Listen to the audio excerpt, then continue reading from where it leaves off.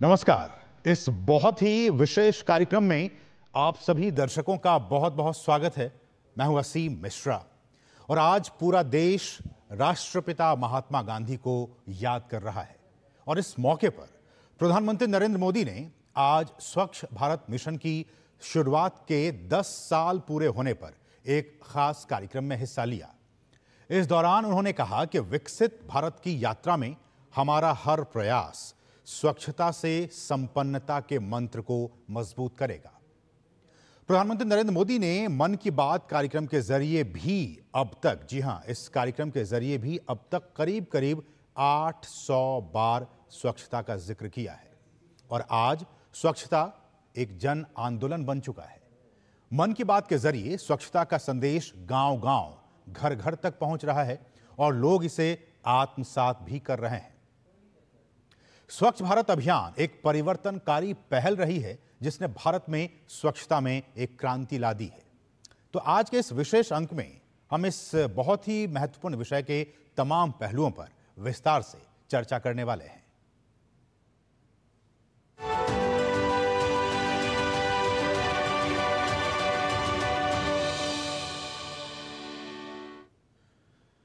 और प्रधानमंत्री नरेंद्र मोदी ने महात्मा गांधी की 155वीं जयंती के मौके पर स्वच्छ भारत दिवस कार्यक्रम में हिस्सा लिया। ये कार्यक्रम स्वच्छता के लिए अत्यधिक महत्वपूर्ण जन आंदोलन स्वच्छ भारत मिशन के शुभारंभ के 10 साल पूरे होने के मौके पर आयोजित किया गया था। इस मौके पर उन्होंने 9,600 करोड़ रुपए की लागत की साफ सफाई और स्वच्छता से संबंधित कई परियोजनाओं का उद्घाटन किया। प्रधानमंत्री ने कहा कि स्वच्छ भारत अभियान की सराहना करते हुए इसे दुनिया का सबसे बड़ा और एक सफल जन आंदोलन बताया। साथियों, आज से 1000 साल बाद भी जब 21वीं सदी की भारत का अध्ययन होगा तो उसमें स्वच्छ भारत अभियान को जरूर याद किया जाएगा।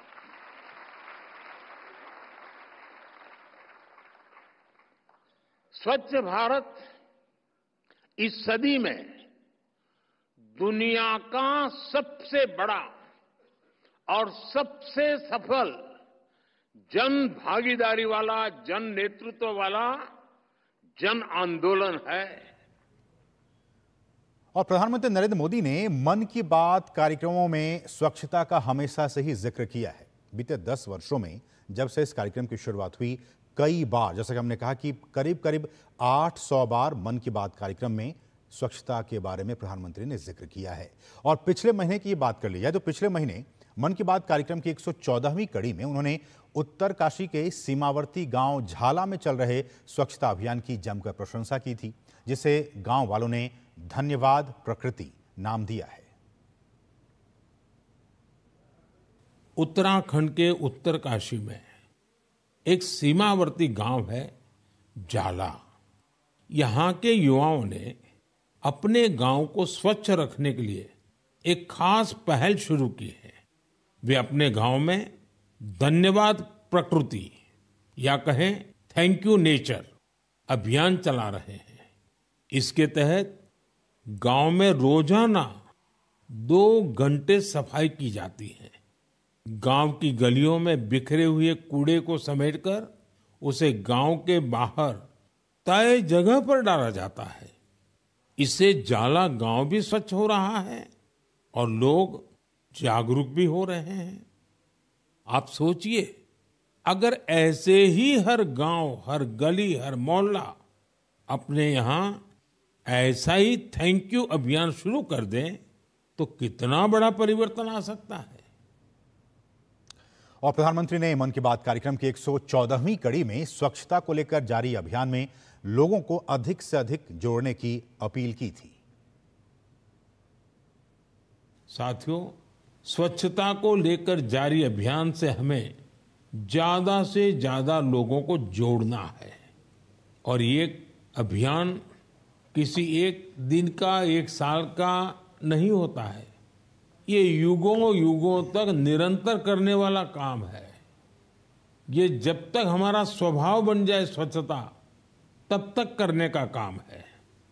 मेरा आप सबसे आग्रह है कि आप भी अपने परिवार, दोस्तों, पड़ोसियों या सहकर्मियों के साथ मिलकर स्वच्छता अभियान में हिस्सा जरूर लें।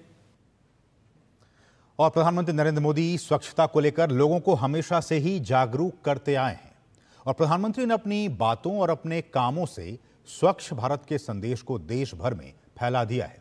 आज हर कोई इस अभियान की जमकर तारीफ कर रहा है।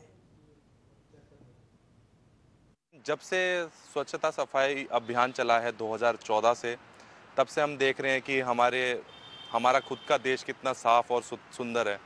तो मैं आप सभी नागरिकों से, भारतीय नागरिकों से यही कहना चाहूँगा कि आप अपने आसपास में जो कूड़ा और ये सब ना फैलाएं और स्वच्छता सफाई अभियान में हिस्सा लें। मोदी जी ने जो बताया है सबसे बड़ा स्वच्छ अभियान, ये सबसे बड़ा है जो 10 साल पूरे हुए हैं और इसमें हमारे नोएडा में भी बहुत स्वच्छता आई है और जगह जगह देखा गया कूड़े के ढेर काफ़ी फर्क पड़ा है। तो ये सबसे बड़ा अच्छा अभियान है और वो चलना चाहिए। अभी विदेशों में भारत की बहुत ज़्यादा छवि उभरी है, क्योंकि पहले इस चीज़ पर कोई ध्यान ही नहीं दिया जाता था। इतने शौचालय बने हैं कि जो पहले नर्क था, लोग सुबह जो है लोटा लेकर के खेतों में जाते थे। लेडीज़ के लिए सबसे बड़ी प्रॉब्लम थी, उस प्रॉब्लम का जड़ से निवारण हुआ है उसका। मोदी जी का संकल्प है कि भारत को स्वच्छ और सुंदर बनाना है। उन्हीं से प्रेरणा लेकर हम हमारे नगर बड़वानी नगर में भी अभियान चला रहे। हर वार्ड, हर गली में जाकर नागरिकों को जागरूकता किया जा रहा है कि वो भी स्वच्छता का ध्यान रखें। तो ये कुछ प्रतिक्रियाएं आपने सुनी और वाकई बीते 10 वर्षों में मन की बात के जरिए 800 बार इसका जिक्र किया गया है और इसके अलावा भी अलग अलग कार्यक्रमों के जरिए प्रधानमंत्री ने स्वच्छता पर बहुत ज्यादा जोर दिया है। आपने सुना लोगों को कि किस तरह से भारत की जो छवि है वो अंतर्राष्ट्रीय मंचों पर भी अब चमक रही है, क्योंकि भारत अब लगातार एक साफ सुथरा देश बनता जा रहा है। क्या है इसके मायने? बीते 10 वर्षों में किस तरह से ये जो स्वच्छ भारत अभियान है वो एक जन आंदोलन बन गया है, लोगों का व्यवहार परिवर्तन हो गया है और इसके और भी क्या कुछ इम्पैक्ट, सोशियो इकोलॉजी जो इकोनॉमिक इम्पैक्ट है वो किस तरह से पड़ा है, इस तमाम विषयों पर बातचीत करने के लिए एक बहुत ही खास मेहमान हमारे साथ इस वक्त स्टूडियो में मौजूद हैं। हमारे साथ भरत लाल जी हैं जो कि महासचिव हैं NHRC से और साथ ही साथ mission director, general mission director हैं जल जीवन मिशन के। सर, आपका बहुत बहुत स्वागत इस खास कार्यक्रम में। नमस्कार। शुरुआती प्रतिक्रिया भरत सर आपसे कि जिस तरह से हमने कहा और आपने देखा भी कि जो प्रतिक्रियाएं लोगों की आ रही हैं, आम लोग हैं, हमारे आसपास के लोग हैं और कह रहे हैं कि कूड़े का ढेर था वो अब खत्म हुआ। बीते 10 वर्षों में जो भारत की छवि है वो एक निखर कर सामने आई है। प्रधानमंत्री ने आह्वान किया था, मुझे याद है 2014 में मन की बात कार्यक्रम के जरिए, और अब ये व्यवहार परिवर्तन में बदल चुका है, एक जन आंदोलन बन चुका है। आपकी प्रतिक्रिया? सबसे पहले मैं आपको और देशवासियों को गांधी जयंती के शुभ अवसर पे अपने हार्दिक बधाई देता हूं। गांधी जी का ये 155वां जन्म दिवस है और सबसे बड़ी बात यह है कि ये स्वच्छता अभियान का 10वां साल, 10 साल पूरे हुए हैं जी। जैसा कि हम सभी लोग जानते हैं कि शुद्ध पेयजल और स्वच्छता मानव जीवन के लिए बहुत ही ज़रूरी है, चाहे वो उसके अच्छे स्वास्थ्य के लिए हो, चाहे अच्छे इकोनॉमिक डेवलपमेंट के लिए हो, चाहे वो उसकी लॉन्ग लाइफ के लिए हो, चाहे बच्चों को ज़िंदगी को बचाना हो, उनके अच्छे स्वास्थ्य को रखना हो। स्वच्छता के बगैर कुछ भी नहीं हो सकता है और मानवाधिकार के दृष्टि से पेयजल और स्वच्छता जो है एक बहुत ही बेसिक जो है ह्यूमन राइट है, बेसिक नीड है और बेसिक ह्यूमन राइट है। और इस बात के लिए माननीय प्रधानमंत्री जी को हम सभी लोग बहुत ही ग्रेटफुल हैं कि उन्होंने प्रधानमंत्री बनने के बाद अपने पहले स्वतंत्रता दिवस के भाषण में लाल किले से उन्होंने स्वच्छता की बात की, जो अपने आप में एक अभूतपूर्व बात थी। और उसके बाद जो है 2 अक्टूबर 2014 को यह स्वच्छ भारत मिशन की शुरुआत की गई। इसका उद्देश्य ये था कि जो उस समय करीब 60% से ज़्यादा लोगों को खुले में शौच के लिए जाना पड़ता था, हमारी माँ और बहनों को, बेटियों को गाँव में अंधेरा होने का, रात्रि होने का इंतज़ार करना पड़ता था, उनके लिए सबसे पहली ज़रूरत थी कि टॉयलेट की व्यवस्था की जाए, जिससे कि उनको डिग्निटी भी मिले और सेफ्टी और सिक्योरिटी भी मिले। तो स्वच्छ भारत मिशन को 2014 से 2019 तक जो मेन फोकस था वो था कि हर गांव में, हर घर के लिए, हर परिवार के लिए एक शौचालय की व्यवस्था हो, जिससे कि हमारी माँ, बहनें, बेटियाँ वो उनको तकलीफ ना हो। और दूसरा सबसे ये था कि पर्यावरण की पूरे जो, क्योंकि पानी जो शुद्ध पानी मिलता है वो वहीं से मिलता है, ज़मीन से आप उसको इकट्ठा करते हैं, तो ओपन डिफिकेशन को बंद कराना था। और मुझे इस बात की बहुत खुशी है, इस बात की खुशी है कि उस दरमियान करीब 5 साल में 11 करोड़ से ज़्यादा टॉयलेट बनाए गए। प्रधानमंत्री जी ने, जैसे आपने बताया कि उन्होंने हर मन की बात में हर प्लेटफॉर्म पे स्वच्छता की बात किया, टॉयलेट की बात किया। और जो देश में उस समय जो जितने परिवार थे वो 39% जो घरों में टॉयलेट की व्यवस्था थी, उससे 100% घरों में टॉयलेट की व्यवस्था की गई। लेकिन भरत सर, बात यह भी है कि मन की बात कार्यक्रम, जैसा कि हमने कहा कि, और एक आंकड़ा भी आता स्टडी में कि 100 करोड़ से ज़्यादा लोग अब तक इस कार्यक्रम को सुन चुके हैं। एक बहुत बड़ा इम्पैक्ट पड़ता है जब मन की बात के जरिए प्रधानमंत्री किसी मुद्दे को उठाते हैं और वही मुद्दा एक बहुत बड़ा इशू बन जाता है और लोग उसको आत्मसात करते हैं। उन्हीं कुछ मुद्दों में से ये भी एक मुद्दा था स्वच्छ भारत का, और देखिए हाथों हाथ लोगों ने उसको लिया। अब तो ये हो गया है कि अगर कोई फैमिली जा रही है किसी ट्रिप पे, अगर फादर ने या मदर ने, किसी ने अपनी गाड़ी से एक रैप फेंक दिया तो बच्चा कहता है कि पापा आप ये क्या कर रहे हैं। तो ये बच्चों में भी समझ डेवलप हो गई इस कार्यक्रम के जरिए, और पेरेंट्स में भी और पूरे समाज में भी। ये जो एक व्यवहार परिवर्तन हुआ, इसको आप कैसे देखते हैं? जैसा कि प्रधानमंत्री जी ने कहा है कि ये पूरे विश्व का सबसे बड़ा बिहेवियरल चेंज प्रोग्राम है। लोगों की आदतों को बदलना। हजारों साल से लोग जो है खुले में शौच करते आए हैं, जिसकी वजह से गंदगी होती है, पानी के स्रोत गंदे होते हैं। प्रधानमंत्री जी ने इसका बीड़ा उठाया है कि मैं इसकी बात करूंगा और जन जन में, जय के आदमी में इसके बारे में जो है जागरूकता पैदा करूंगा। उसका नतीजा ये हुआ कि उन्होंने सब लोगों को इसमें शामिल किया। सबका साथ, सबका विकास। सब लोगों को, गांव के चाहे वो लोग हों, पंचायत के लोग हों, एनजीओ हों, चाहे इस प्रबुद्ध लोग हों समाज के, सबको उन्होंने शामिल किया कि भाई स्वच्छता जो है एक जन आंदोलन है। और उसका नतीजा ये हुआ कि पिछले 10 वर्ष, और उन्होंने खुद इस चीज़ को किया, जहाँ जहाँ भी उनको मौका मिला वो खुद भी सफाई खुद करके दिखाते थे, खुद ही झाड़ू लगाते थे। आपने देखा होगा कि वो कोस्ट पे गए, अगर मान लिया इवन कहीं प्रोग्राम में भी गए और उस दिन सुबह सुबह वो वॉक कर रहे हैं या अपनी एक्सरसाइज करने के लिए गए, तो वहाँ पे भी उन्होंने सफाई का काम किया। तो उन्होंने खुद एक आदर्श प्रस्तुत किया। आपको याद होगा कि कुंभ मेला में 2017 में जो कुंभ मेला हुआ था, उन्होंने वहाँ पे इतना बड़ा जो है सफाई का किया, और वहाँ पे जो सफाई में लोग इन्वॉल्व थे उनका पैरों को धो करके उनको सम्मान दिया। तो उन्होंने एक समाज के लिए जो स्वच्छता में जो लोग इन्वॉल्व हैं उनके लिए उन्होंने एक उदाहरण प्रस्तुत किया कि वो देश का बहुत बड़ा काम कर रहे हैं, देश निर्माण का काम कर रहे हैं। और इसकी वजह से जो स्वच्छता में लोग इन्वॉल्व थे उनको बहुत प्राइड मिली। क्योंकि सर आप जल जीवन मिशन के साथ भी जुड़े रहे हैं, ऐसे में जब स्वच्छ जल की बात आती है, पेयजल की बात आती है, और एक तरफ हम बात कर रहे हैं कि स्वच्छ भारत की, तो स्वच्छ भारत बनेगा तभी स्वच्छ जल भी उपलब्ध हो पाएगा। क्या कोरिलेशन देखते हैं दोनों में? देखिए, भारत एक ऐसा देश है जिसमें कि वर्ष में 15 से 20 दिन, कुछ जगहों पे 25 दिन बरसात होती है। और उस बरसात में जो पानी इकट्ठा किया जाता है उसी से आप पूरे साल भर पानी पी सकते हैं। इस पानी को जो इकट्ठा किया जाता है उसको 2 तरह से किया जा सकता है। ज़मीन के ऊपर मीन्स की तालाब हैं, लेक्स हैं और रिजर्वायर हैं, और फिर एक्विफर में रिचार्ज करके नीचे जो है ज़मीन के नीचे पानी को इकट्ठा किया जा सकता है। अब इमेजिन करिए कि अगर पानी जो इकट्ठा किया गया, बरसात का पानी मूलतः शुद्ध होता है, अगर वायु आपकी शुद्ध है तो पानी शुद्ध होता है। अगर वो ओपन डिफिकेशन में लोग खुले में शौच कर रहे हैं तो जो पानी आप इकट्ठा होगा उसमें शौच भी शामिल होगा, तो वो पानी गंदा होगा। अब इस पानी को आप इकट्ठा करेंगे और इस पानी को अगर अपने एक्विफर में नीचे, ज़मीन के नीचे इकट्ठा करेंगे तो हमारा एक्विफर गंदा होगा और हमारे जितने पानी के स्रोत हैं वो गंदा होगा।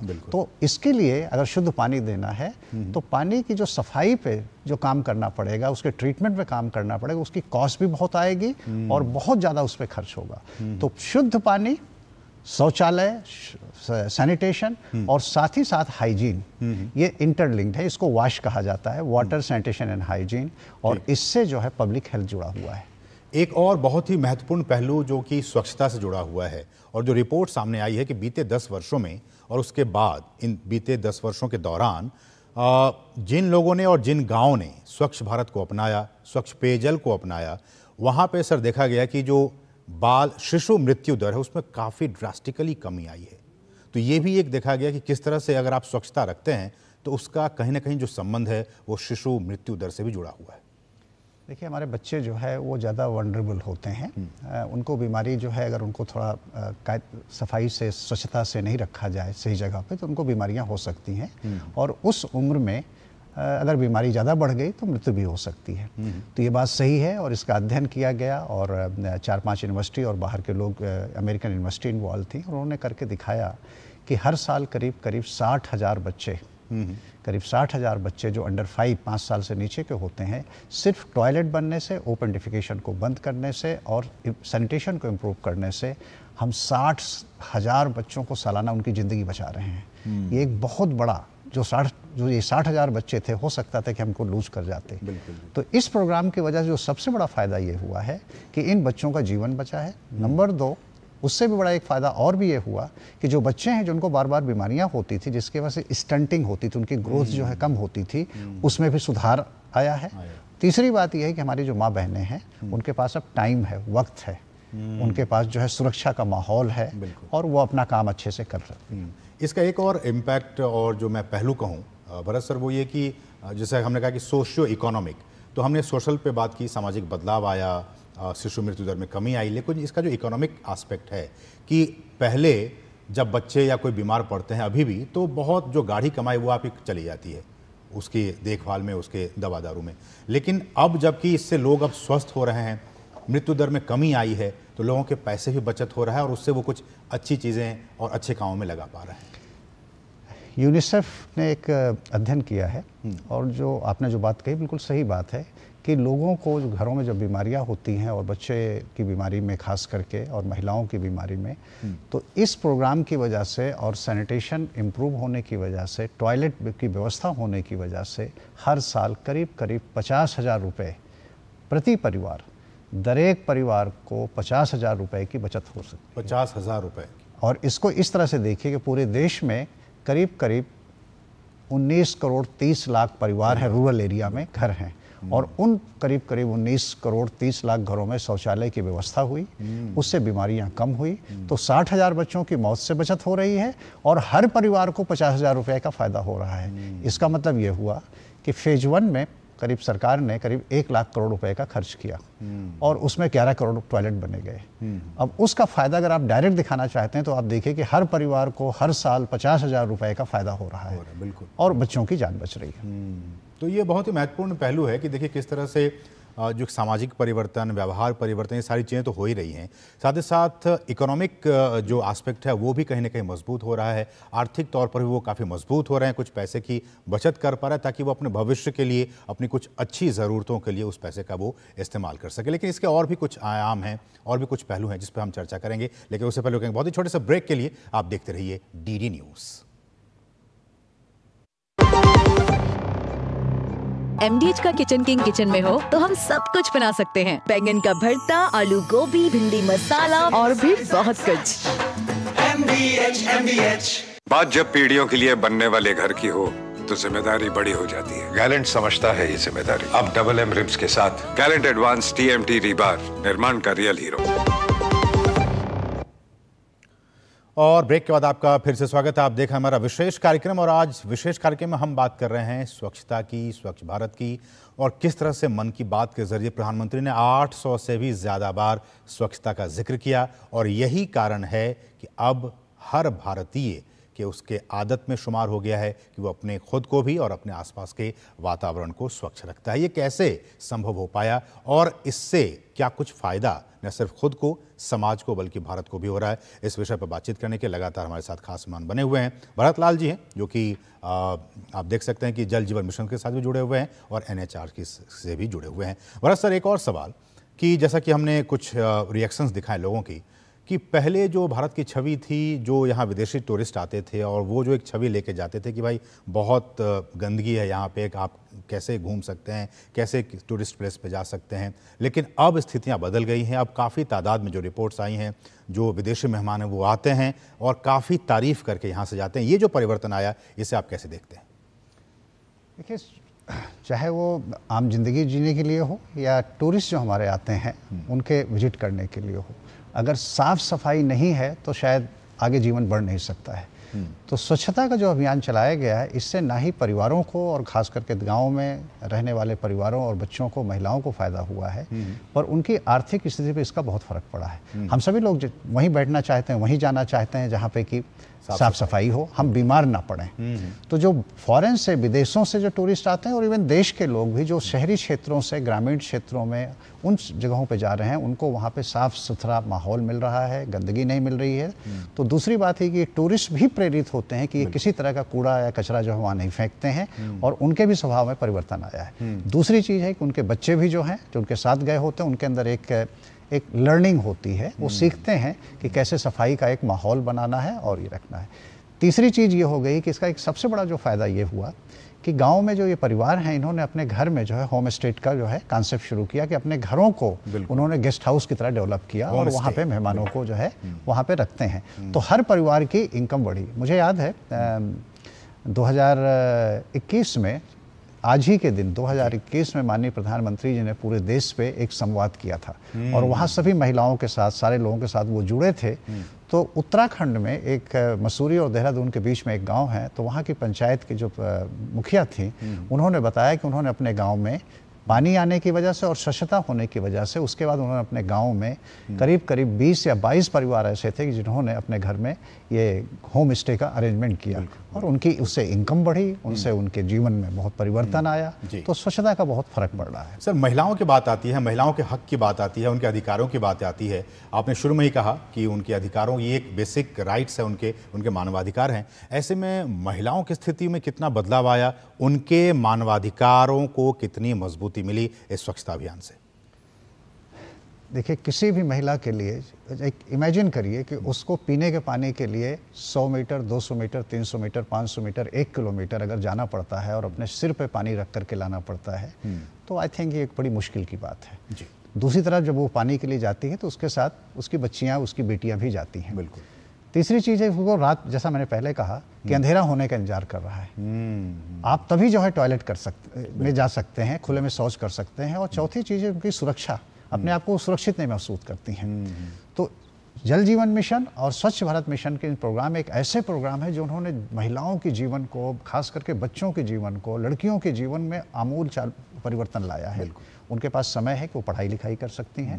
महिलाएं जो हैं वो अपना समय जो है किसी और प्रोडक्टिव काम में लगा सकती हैं। और सबसे बड़ी बात है कि उनको इज्जत मिल रहा है। मुझे आज भी याद है, बहुत साल पहले की बात है, मतलब करीब 20-25 साल पहले की बात है कि मैं एक बार आगरा से दिल्ली आ रहा था हाईवे पे, और मुझे बड़ा देख करके बहुत उस समय दुख हुआ, तकलीफ हुई कि हमारी जो है बहनें जो हैं, माएँ जो हैं, रास्ते में रोड के किनारे जो है वो शौच करने के लिए बैठी हुई हैं।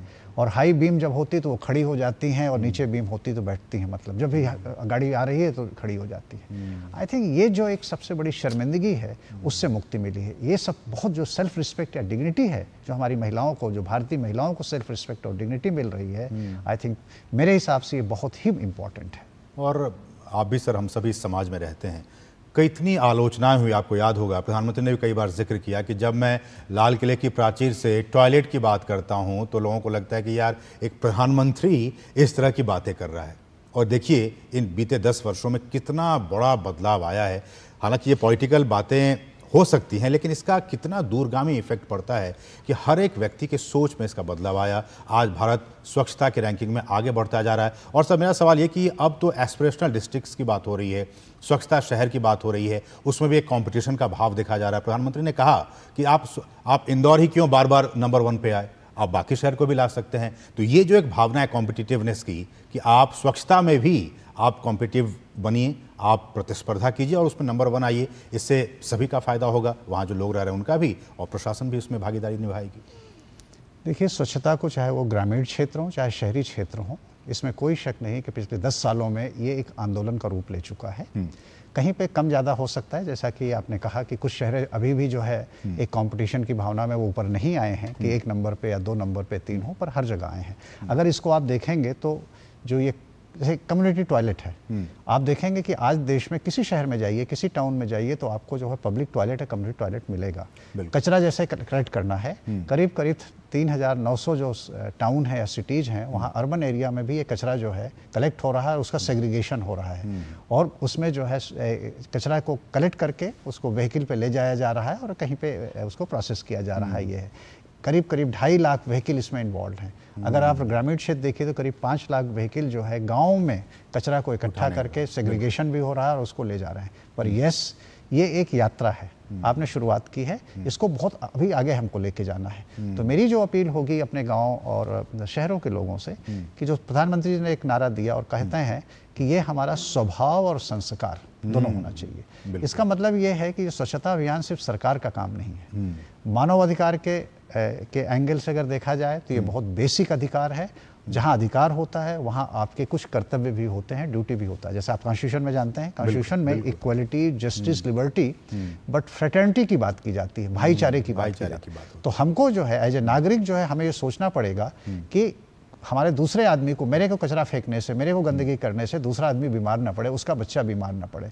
तो हर भारतीय को जो इस देश में रहते हैं या जो पर्यटक आते हैं उनको जो है स्वच्छता पे ध्यान देना होगा और इस चीज़ जिम्मेदारी के साथ काम करना। मैं एक छोटा सा और एक उदाहरण दूंगा कि आपने देखा होगा कि बहुत सी जगहों पे जो हमारे ये सीवरेज लाइन है, मैन होल्स हैं, उनको मैन होल बोला जाता था।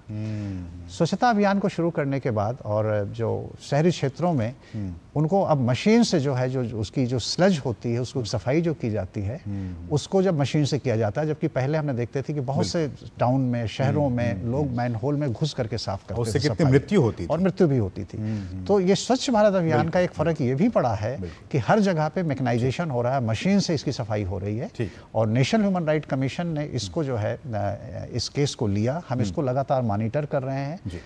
केंद्र सरकार से इसमें बहुत सहयोग मिल रहा है और राज्य सरकारें भी, टाउन भी, सिटीज भी इस पे काम कर रही हैं। आइडिया है कि इसको बिल्कुल बंद कराया जाए।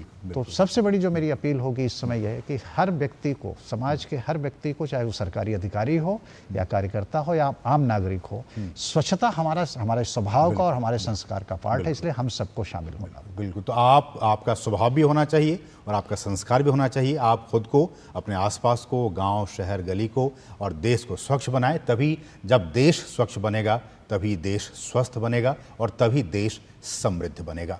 तो इसी कामना के साथ बहुत बहुत शुक्रिया भरत सर, आप स्टूडियो में आए और इन तमाम विषयों पर बातचीत की विस्तार से, आपका बहुत बहुत शुक्रिया। तो इसके साथ ही इस विशेष कार्यक्रम में बस इतना ही। मुझे और हमारी पूरी टीम को दीजिए अनुमति। नमस्कार।